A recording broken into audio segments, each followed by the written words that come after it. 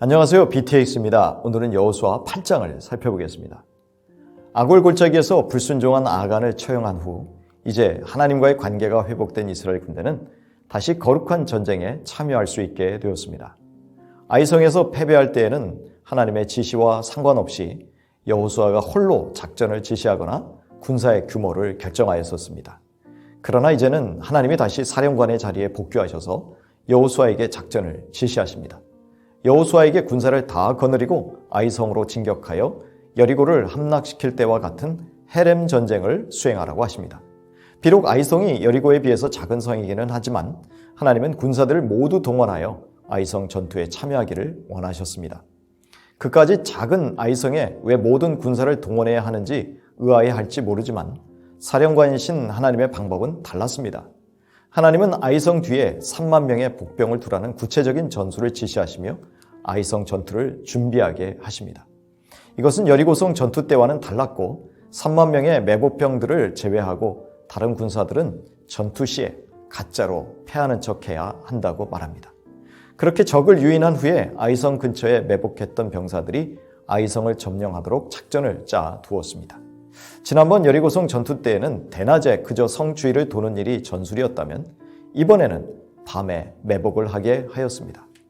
그러니 같은 전쟁이라도 하나님의 전술은 다른 양상을 띠게 된 것입니다. 이처럼 하나님의 계획하심과 인도하심은 늘 동일하지 않습니다. 어제 은혜 받은 말씀과 기도로 오늘을 살 수 없는 이유입니다. 그러니 우리는 매 순간 말씀과 기도로 주님의 인도하심을 민감하게 따라야만 실수하지 않고 형통할 수 있습니다. 그것이 성령의 인도하심에 민감한 영적 순발력입니다. 하나님은 5천 명의 복병을 또 예비시켜 놓습니다. 그렇게 하나님의 작전은 점점 더 구체화되고 완벽한 모양새를 갖추고 있습니다. 하나님은 당신을 신뢰하고 순종하여 나아가는 자녀들에게 더 세밀하고 자세하게 가르쳐 주시는 분임을 알아야 합니다.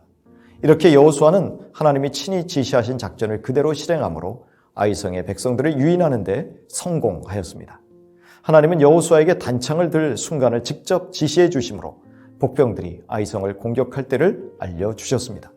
여호수아의 단창 신호에 따라 이스라엘 백성들이 아이 성읍을 점령하고 성읍에 불을 놓았습니다. 성읍을 점령한 매복병들과 도망치면서 아이성의 군사들을 유인하던 이스라엘 백성들이 진퇴양난에 빠진 아이성의 군사들을 진멸하였고 1만 2천 명의 아이성 사람들을 진멸하였습니다. 아이성의 가축과 노량물들은 이스라엘 백성들이 취하였습니다. 여호수아는 말씀하시는 하나님의 지시에 순종했고 군사들은 여호수아의 신호를 따르므로 아이성 전투에서 승리할 수 있었습니다. 언뜻 보기에 이스라엘 백성이 죽을 힘을 다해 싸우는 것 같지만 결국 이 전투의 승리는 오직 여호와 하나님께 속해 있다는 것을 보여주고 있습니다. 오직 하나님만이 이 싸움을 승리로 이끌 수 있는 분임을 보여주시는 것입니다. 또한 27절에 보면 이스라엘 백성은 여리고 전투 때와는 달리 탈취물들과 가축은 스스로 취할 수가 있었습니다. 하나님은 수고하는 백성들에게 넉넉하고 후하게 수고의 대가를 주셨습니다. 아간이 조금만 기다렸다면 처형당하지 않고 전쟁에서 탈취한 물건과 가축들을 가질 수 있었을 것입니다. 때가 되면 넘치도록 베푸실 하나님의 은혜를 조급해하지 말고 기다려야 할 것입니다. 이스라엘 백성들은 가나안의 허리를 자르듯이 여리고성과 아이성을 정복하였습니다. 아이성을 정복한 후 백성들은 하나님이 모세에게 말씀하신 대로 에발산에 한 단을 쌓습니다.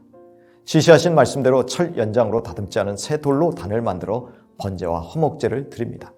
그 새 돌에 회를 바르고 거기에 율법을 새겨 넣습니다. 그리고는 그 말씀 앞에서 하나님과의 언약을 확정하는 시간을 갖습니다. 그리심산에서는 축복을, 에발산에서는 저주를 선포합니다.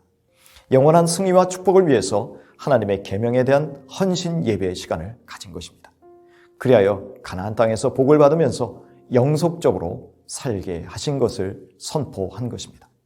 그러나 하나님의 계명에 순종하지 않는다면 정복 후에라도 정복한 땅에서 쫓겨나게 될 것입니다.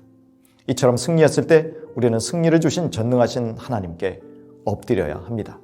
왜냐하면 하나님이 이 모든 승리를 주셨기 때문입니다. 그리고 다시 한번 승리의 필연적 조건인 말씀에 대한 순종을 결단해야 합니다. 그 순종만이 앞으로의 승리도 보장할 것입니다. 디모데전서 4장 13절입니다. 내가 이를 때까지 읽는 것과 권하는 것과 가르치는 것에 전념하라.